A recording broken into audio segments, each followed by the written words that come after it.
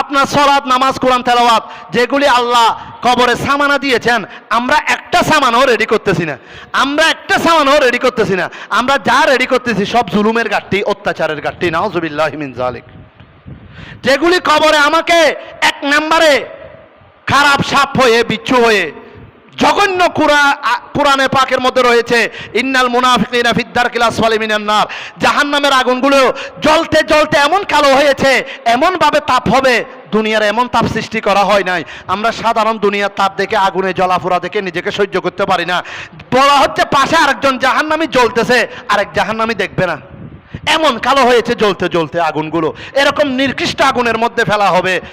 প্রিয় হাজরিন, অপরদিকে বলা হচ্ছে নেককার বান্দা এত কষ্ট সহ্য করে, আর দুনিয়া সিজনুল মুমিনি ওয়া জান্নাতুল কাফিরি, দুনিয়াটা হচ্ছে মুমিনের জন্য কারাগার, এবং যারা মুনাফিক, নাফরমান, ফাসিক, বেদুইন, ইহুদি, নসরা, খ্রিস্টান, বৌদ্ধ আল্লাহর নাফরমানি করেছে, আল্লাহর রিজিকেই আল্লাহর নাফরমানি করেছে, তাদের জন্য দুনিয়াটা জান্নাত।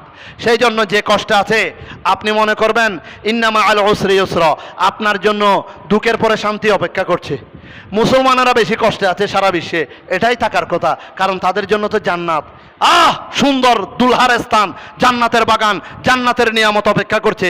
এটা মুমিন মুসলমানের জন্য, মুসলমানের জন্য নয়, ইনসানে কামেল, ইমানে কামেল, মুমিন মুসলমানের জন্য, নবীর গোলামের জন্য, নবীর আশেকের জন্য। আগে নবীকে মহব্বত করো, তারপরে আপনি জান্নাতের ঠিকানা পেয়ে যাবেন। কেননা কুল ইন কুনতুম তুহিব্বুনাল্লাহ ফাত্তাবিউনি ইউহিব্বুকুমুল্লাহু ওয়া ইয়াগফির লাকুম যুনুবাকুম ওয়াল্লাহু গফুরুর রহিম। আল্লাহ কোরআনের মধ্যে বলছেন, হে হাবিব, আপনি বলে দিন আপনার উম্মতদেরকে, তারা আমাকে ভালোবাসতে চায়, আল্লাহকে ভালোবাসতে চাই।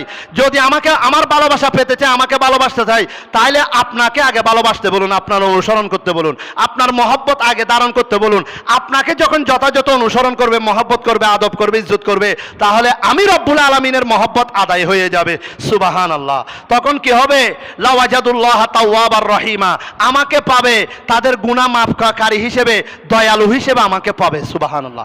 ওই কোরআনের আয়াত যেটা পড়েছিলাম, ওয়ালাউ আন্নাহুম ইযলামু আনফুসাহুম জাউকা, যখন আপনি বড় বড় জুলুম করবেন নিজের নফসের উপরে, বড় ধরনের জুলুম, এমন জুলুম আপনাকে সবসময় কাঁদায়, বাবাই আমি এমন জুলুম করেছি, এমন অত্যাচার করেছি, এমন বড় গুনাহ করেছি, আমি এত বড় গুনাহগার, আমার তো আর জান্নাতে যাওয়ার কোনো সুযোগ নাই, আমাকে তো আল্লাহ ক্ষমা করবেন না, আমি আল্লাহর দরবারে এত বড় আসামি হয়ে গেলাম, এত বড় ভয়ঙ্কর আসামি হয়ে গেলাম, আল্লাহ আমাকে মাফ করবেন না।